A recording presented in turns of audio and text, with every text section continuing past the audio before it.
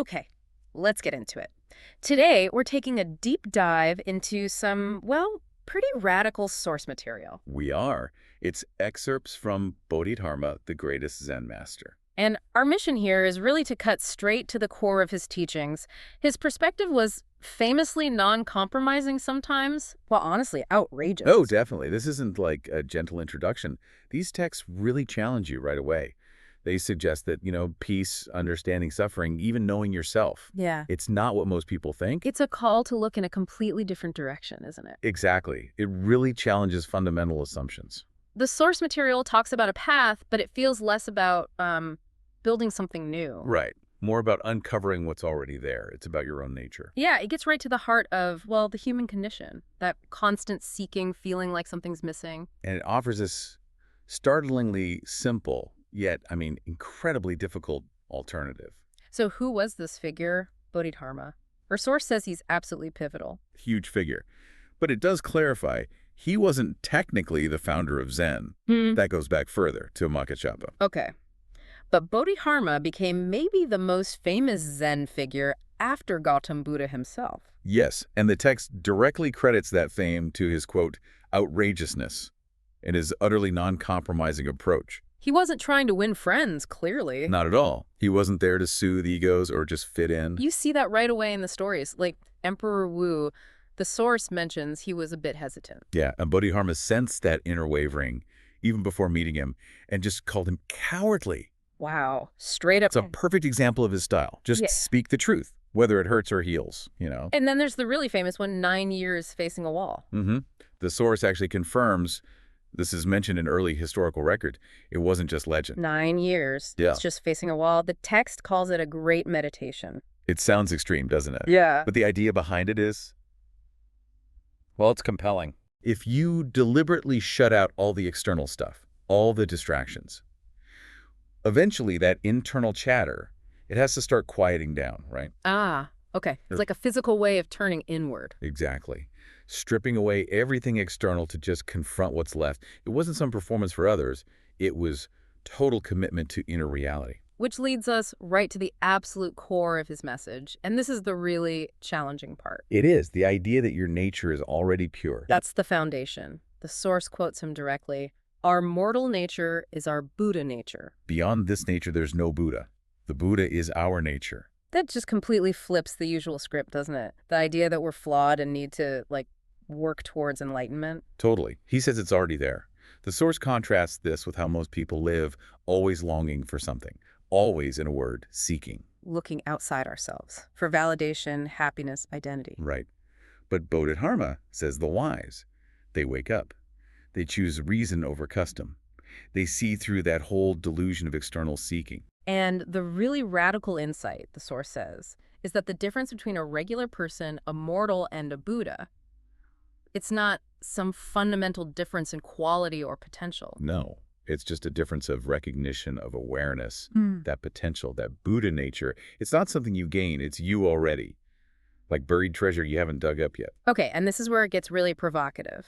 We all know, seek and you shall find. But Bodhidharma, according to the source, says the opposite. Seek and you shall never find. Whoa, why not? Well, think about it. If your true nature is the Buddha nature, already here, then the very act of seeking implies it's somewhere else, right? Outside you. So seeking actually reinforces the illusion that you're separate from it, that you're incomplete. Exactly. Every step you take looking out there is actually a step away from the self you already are. So think about that in your own life, How much energy do we all pour into chasing external things? Approval, success, stuff. Relationship status. Right. Bodhidharma's point seems to be that the chasing itself is the distraction. It keeps you from seeing the treasure that's already within. It completely reframes what a spiritual path even means. It's not climbing a ladder to somewhere else. It's more like turning around. Yeah, recognizing where you already are. Okay, so if seeking is the wrong approach, how do you actually, do this? He offers 4 practices, right? Yes, the source calls them pathways, ways to enter the path. And interestingly, it says they're entered particularly by suffering injustice and adapting to conditions. Let's take the first one, suffering injustice. That sounds tough. It does. But it's really about acceptance, grounded in understanding. The text says, when you meet with adversity, don't be upset, because it makes sense. It makes sense. How? It's about seeing cause and effect, how conditions arise, and then choosing not to add that extra layer of like reactive suffering or feeling like a victim. So it's not being resigned, but having a kind of clarity that stops the emotional fight against what's happening. Exactly. It's acknowledging, yeah, difficult things happen, often unfairly. But our internal response is where Haldam is. That's harmony with reason. Okay. What's the second practice? Adapting to conditions. The Source says we mortals are often ruled by conditions, not by ourselves. Our happiness, our suffering, it swings based on external stuff. And that stuff is always changing. But constantly. Like fame or fortune, the Source uses those examples. They feel real when you have them, but they're just the fruit of a seed planted in the past. They're temporary. They'll change. When conditions change, it ends. Why delight in its existence? That's pretty direct. It is. So the practice is cultivating an inner state that isn't just swept away by these external winds. Those who remain unmoved by the wind of joy silently follow the path. It connects to impermanence, right? Like the Source says, your big fancy palace disappears when you close your eyes. Just like a dream you had last night. Yeah. It highlights how transient that external reality is. Okay, third practice, seeking nothing. This seems to hit that core point again. Directly. It counters that constant human longing we talked about. The Source says people of this world are deluded. They're always longing for something. Seeking. But the wise, they're grounded in reason. They fix their minds on the sublime and see the illusion. Yeah, the Source explains all phenomena are empty. They contain nothing worth desiring. Wow, that's stark. Another And the vibe. imagery, to dwell in the three realms is to dwell in a burning house. Right. The three realms meaning basically any conditional existence world of desire, form, formlessness. It's all described as inherently suffering. To have a body is to suffer. Does anybody with a body know peace? Man, he doesn't hold back. No punches pulled. And it comes back to seek is to suffer. To seek nothing is bliss. When you genuinely stop chasing things outside Eventually turn inward. towards the inner reality, which is where peace actually is, according to this, Okay, and the fourth practice, practicing the Dharma. And here, Dharma means that ultimate truth he's pointing at, which is... that all natures are pure and therefore all appearances are empty. So from that viewpoint, things like defilement, attachment, even the strict line between me and you, subject and object, they don't really hold up. In ultimate reality, no. The Source quotes sutras. The Dharma includes no being, no self. So people who get this, they live differently. The Source uses charity as an example. Right, but it's not charity like we usually think of it, giving stuff for good karma. Yeah. It's giving body, life, and property Yeah. without regret, without the vanity of giver, gift, or recipient, and without bias or attachment. So the key is the lack of attachment or ego in the giving. Precisely. The commentary in the Source calls this the greatest charity, giving up the self, the ego, without regret. It's about engaging in virtuous actions, sure, but doing it while practicing nothing at all. Meaning, without clinging to the results, Right. without seeking reward, even for being virtuous. Exactly. It's action that flows from that state of seeking nothing. The Source even tells that story about selling a burning house. Oh. Not to get money, but just to get the people out. It's a metaphor for giving up everything, the house of self and attachment, to escape the suffering of this conditioned life. It really sounds like a constant active process of letting go, always looking inward instead of getting caught up outside. And the Source clearly identifies the root of getting caught up, Yeah. the mind. Mind versus no mind. The Source paints the regular mind as the source of delusion, duality, misery. Always thinking for or against. Always divided, split, almost schizophrenic, it says. And this mind creates the three poisons. Greed, anger, delusion. And the six thieves are senses when they get hooked on external things. Sights, sounds, smells, tastes, touch, thoughts. And that attachment, driven by the grasping mind, that's where the suffering comes from. Yes. So what's the alternative? No mind. And what is no mind? The Source says it's basically empty, neither pure nor impure. Right. It's beyond those dualistic labels the mind loves to slap on things. It's just clarity, peace itself. Your no mind is basically empty, meaning it's not cluttered with concepts or attachments. But it's also described as our miraculously aware nature. That sounds like a paradox. It is, a bit. It's the pure capacity that sees forms, that hears sounds, and so on, but without clinging to them, without being corrupted by them. It's awareness itself, not awareness of something specific, but just the state of being aware. And this leads to that powerful idea, when delusions are present, the mind is hell.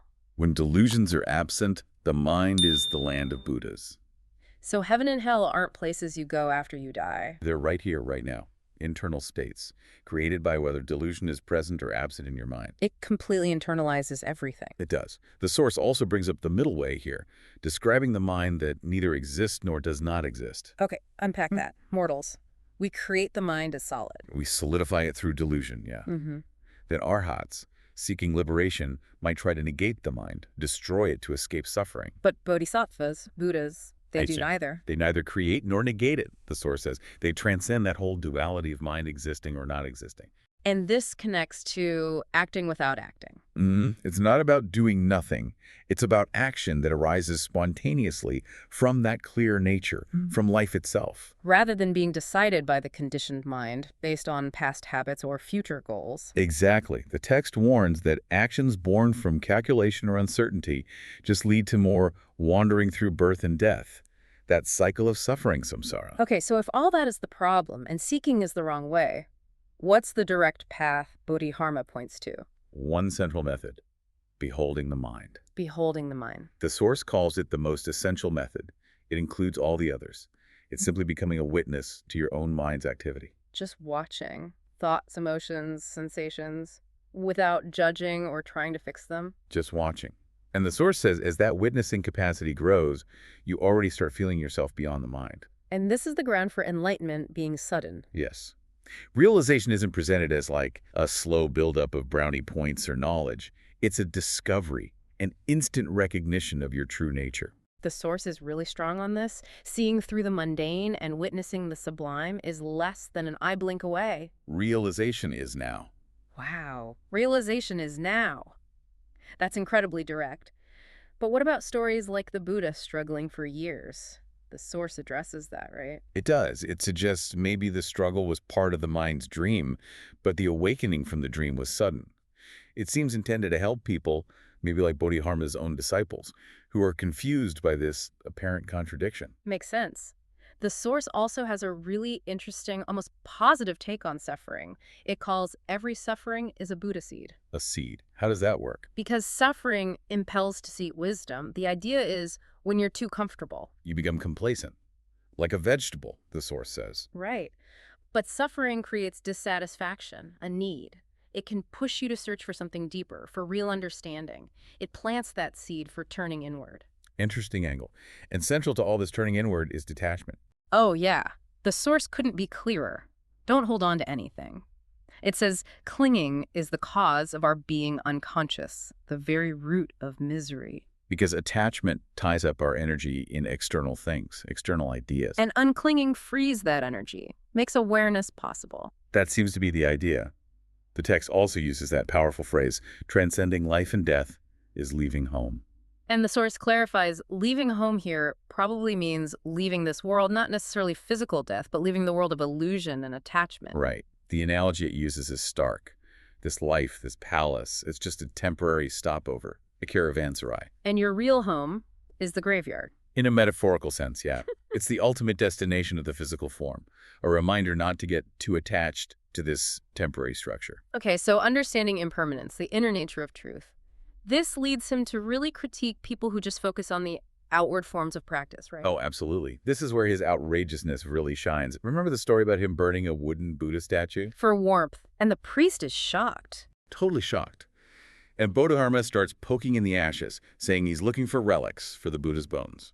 Which is absurd for a wooden statue. Exactly. The priest gets it. And Bodhidharma's point, the Source explains, is if you're worshiping the form as if it is the Buddha, where are the results? He shatters that attachment to the symbol over the reality it points to. And he does this with other practices too, right? He redefines them. Radically. Yeah. Like casting out the thief of the eye by abandoning the visual world is charity. Doesn't mean blinding yourself, though. The Source mentions the poet Cerdas. Right, who blinded himself but still saw the world vividly in his mind.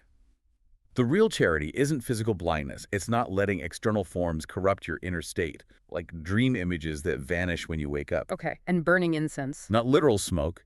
It's the incense of the intangible Dharma, The fragrance of truth driving away ignorance. Scattering flowers. Not harming plants. It's speaking the Dharma, or cultivating inner flowers of virtue. The eternal lamp is an oil. It's perfect awareness. Practicing all 6 periods isn't just a schedule. It's constant awareness through all 6 senses, never relaxing control. Walking around stupas. Isn't just circling a building. It's awareness circling your own body and mind, because your body-mind is the stupa, the vessel of potential Buddhahood. And fasting. Not just skipping food. No. It's regulating body and mind to avoid distraction, stopping the food of delusion. The Source calls it absurd to skip meals while indulging in, anger or greed. And finally, worship, not bowing to statues. It's revering your real self and humbling delusions, recognizing your true nature and dismantling false beliefs and desires, harboring good thoughts inside, even if nothing shows outside. Wow, he really turned everything inside out. He did. And the Source notes that deluded people miss all this.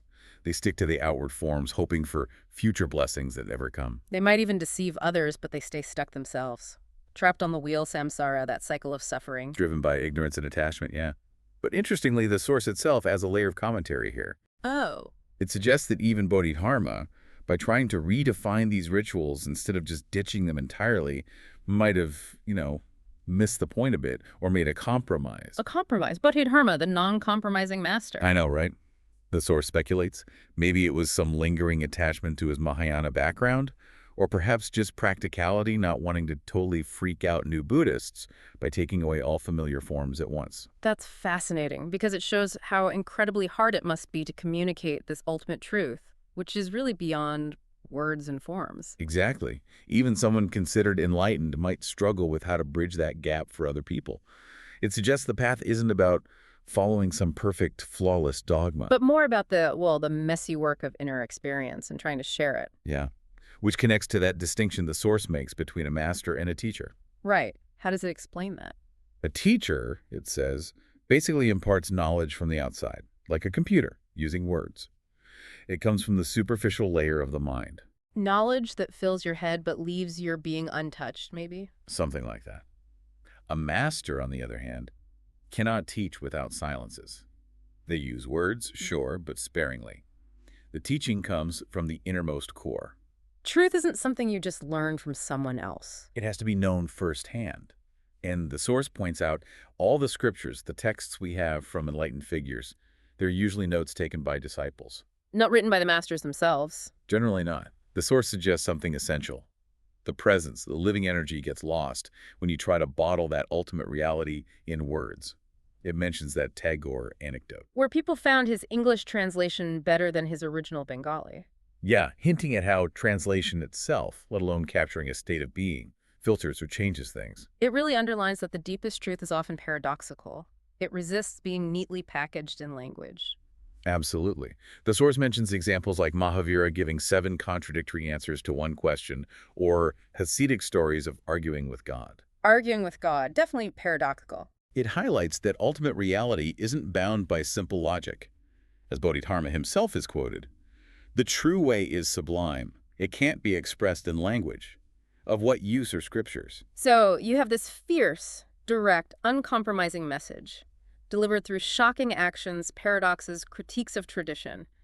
And even the text acknowledges how hard it is to truly transmit. It's definitely not a path of easy answers. Not at all, and it always circles back to that fundamental question from the Source. Whoever sees his nature is a Buddha. Whoever doesn't is a mortal. But apart from our mortal nature, if you can find a Buddha nature somewhere else, where is it? It's not out there. It's not something to be created or found later. It's already here, in you, your basic nature. So the key takeaways from these texts are just radical, really. The treasure's within you.